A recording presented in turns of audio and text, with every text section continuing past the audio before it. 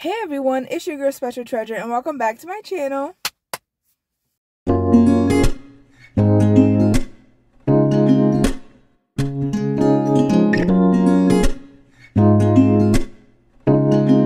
So in today's video, I will be doing a little chit chat. This will be Pretty Little Liars edition because I did a poll on my Instagram. So if you're not following me on my Instagram, make sure you guys follow me. It is right here.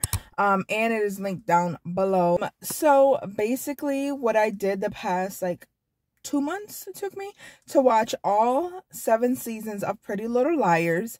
And now that I'm 22 years old, rewatching a lot of these, well, not a lot, that show, I'm going to do more in the future. But now that I'm done watching that show, there's so many things I feel like need to be discussed because we're grown now and we're adults and we need to talk about it. This first video would just be discussing my top 10 favorite Pretty Little Liar couples, romances, whatever the case may be, flings, in the entire show. Now there's a lot. There's probably about 90 flings or pairings that there are throughout the entire 7 seasons. However, I will be only listing my top 10 for today. I will have more videos coming. I have my favorite characters. I want to do a deep dive into each character, what I love about them, what I don't like about them, things of that nature. Let's get into it. You guys know me. You guys know I love to make notes. So I did make a list of my favorite romances and Pretty Little Liars. Starting off, and we're going to go backwards. So my number 10 favorite romance out of all 7 seasons is Toby and Yvonne. Now, all in reality, maybe this romance was thrown in after the fact, but I really do love Toby and Yvonne together. I do feel like it was genuine. There was chemistry there, on-screen chemistry, and they really made sense. I mean, they were cute together. They balanced each other out. You can tell that they really loved each other and they had that chemistry that just made you fall in love with them, that some other couples did not have. It was just awkward, especially after the time jump. Everyone was a little different and Toby and Yvonne just made sense. So they're number 10. Next will be Mike and Mona.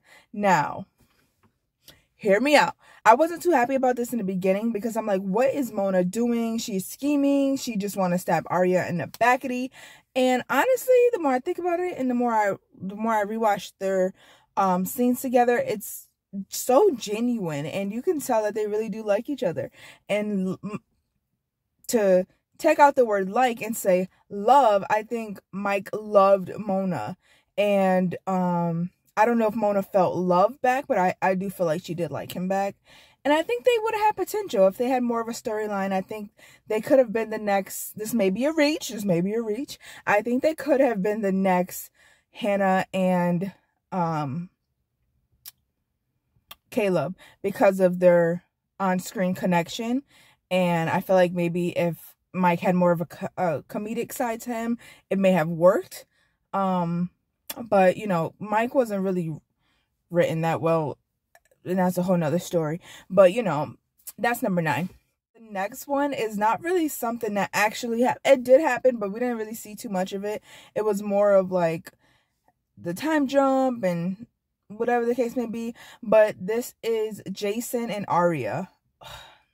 I love Jason and Arya. From when Arya cheated on Ezra, I think in season 2 with Jason, I love that. I love Jason and Arya together then. So I was really feeling it when they was together after the time jump or after she was done with Ezra.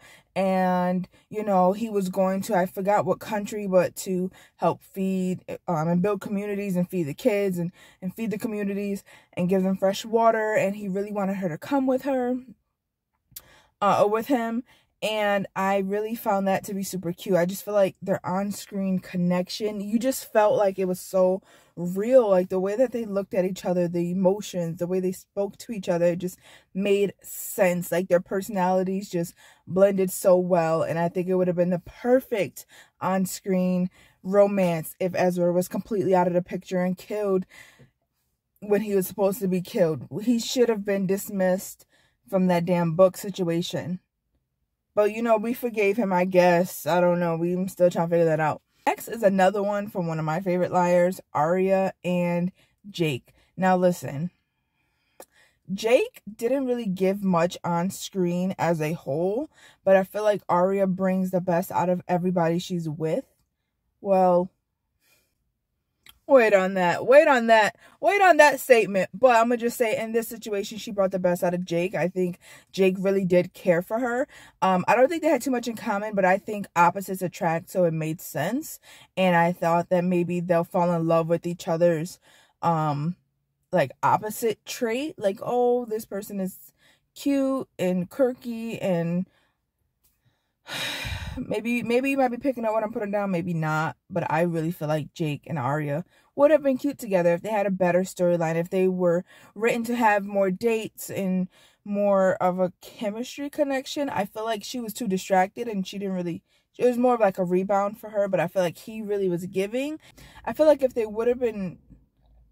had more scenes together, we would have seen it. I feel like I maybe see in the future. But yeah, that's it. So we have Spencer and Alex. Now, if you don't remember Alex, you have to be an OG to know who the real original Alex was. Not Alex Drake. Not that Alex. Not the fake Alex they made up last minute. Not that Alex. The real OG tennis Alex. Cute boy Alex from season 1. He needed to come back. Like, we miss him. We loved him. He was so cute. And him and Spencer together were so cute. Honestly, I would prefer her and Alex over Spencer and Toby, but the only reason why they're lower on the list than Spencer and Toby is because obviously, you know, Spencer and Toby have history, they have time, they have screen time, so we get to see their chemistry more and their fight, their love, everything. This was more like a cute crush, like just didn't work out type of thing with Spencer and Alex. And of course, A fucked that up, so, you know, didn't really get a chance to really see them, you know, advance and really elevate their chemistry and go on some dates, have more fun, playing tennis with each other. You know, that cute, fun, playful crush. That's what that was, but honestly, they had so much potential. Next, I am going to say Maya and Emily. Like, I genuinely think that Emily never fell out of love with Maya, even down to when she was with Allison, which is not on this list because I do not really care for Emily and Allison together. It's not my thing. But, you know, that's a whole nother story. I really feel like Emily was made for Maya and Maya was made for Emily. They balance each other out. One was a little bit more serious. One was a little bit more playful. You know, they had that edgy, sneaking around type of love. And it was Emily. I think it was Emily's true first love. I don't think Emily loved Ben at all. I think that was just like a cover up. Like, you know, I'm really gay. You know, date me to make people think I'm not gay. But I think Maya and Emily's connection was so genuine, and Maya did not have to die. Like, I'm still confused. I need to rewatch those few episodes leading up to Maya's death, because why did that happen? Like, what was the significant, why? And out of all the girls, or out of the original 4 liars, so Maya, Spencer, Emily, and Hannah, Emily's the first one, or the only one, to have a significant other that dies. And so young. Like, she was in her sophomore year in that scene, if I'm not mistaken. If not, then I'm pretty sure it was sophomore. It was still in her sophomore year. I just, like, what's the purpose? Bring her back. Like, if out of all the people that died and came back, Maya should have came back and saved Emily from this toxic ass relationship with Allison. Now, like, what? It was just too much. Next one, this is number 3. Yes, this couple is in my top 3. Yes, this is an inappropriate couple. Yes, it is a damn show, okay? On-screen chemistry is top tier. It's nostalgic. It's cute. They're both really attractive. And let's just keep it real. Being that she was 20 at the time, it doesn't look like he's with an underage girl. So, of course, I am going with Ezra and Arya. Honestly, if you asked me about 7 years ago what my favorite couple was, it was Ezra and Arya, top tier all the time. But I think as I rewatched the show, they did get bumped down a little bit just because I realized how toxic they were. And honestly, yes. Oh my God, that's a bunny. Oh, this cute. It's a baby bunny. Yes, Ezra was wrong, but Arya was also super toxic. So like they just was really toxic with each other, and I don't think anyone really talks about how toxic they were to each other. Not just about the age gap, just playing, manipulating mind games with each other. So they're both to blame. But all in all, they're really cute together, and their good moments are good moments. Like the time of them kissing in the rain, honestly, probably one of the best romantic scenes out of Pretty Little Liars series, period, is when Ezra and Arya was in the rain. Honestly, one of the best. There's also a scene at camp. Was it Camp Mona? Yeah, Camp Mona? Yeah, Camp Mona. And Ezra and Arya was in the car, and that's when Abra, I see you on the back. But when they were together in the car, I think that was really cute. When they just had a few moments where they was like doing sneaky things, trying to act normal, but really they was crushing on each other, loving each other behind the scenes. So I thought that was kind of cute the way it played out. Is it right? No. Is this a show? Yes. So do not come for me in the comments, because I see people out there, they really get angry, like, how do you condone underage? I'm like, that's not what I'm saying. I'm saying this is a show, and this is the way it was written, and it was written to my, like, I enjoyed what the outcome of, like, blame the directors, blame the people who made it so appealing to watch. Sorry, but it was a good show, and their chemistry on screen to me was great. So let it be.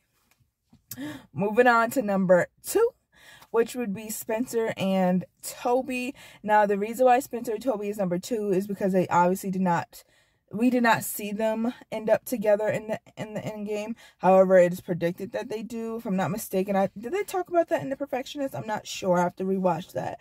But I think they're cute. It's just the only thing is that Toby was on the A team for a little bit. Claimed to how, like, you know, he wanted to be in there to help them get more information. I don't really see how, because there was no benefits from him being on the A team. I don't remember anything coming out of that. So that was a little BS. And that really, really hurt Spencer. And then it put her in, and then he while working with the A team. She went to Radley because she thought he was dead, and they made her seem so crazy. And it was just, they have love that they fought for, but and it was great on screen.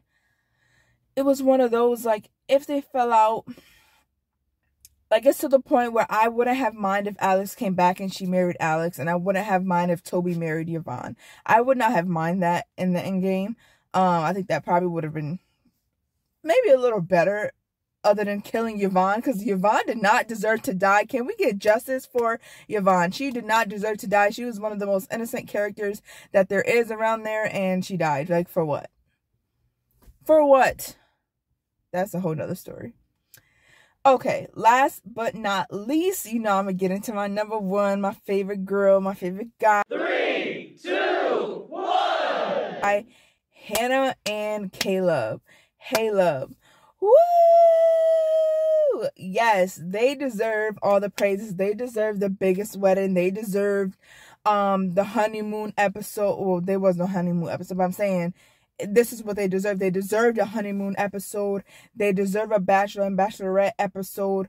They deserve the wedding shower episode. They deserved all that. The huge reception. They deserve to have kids.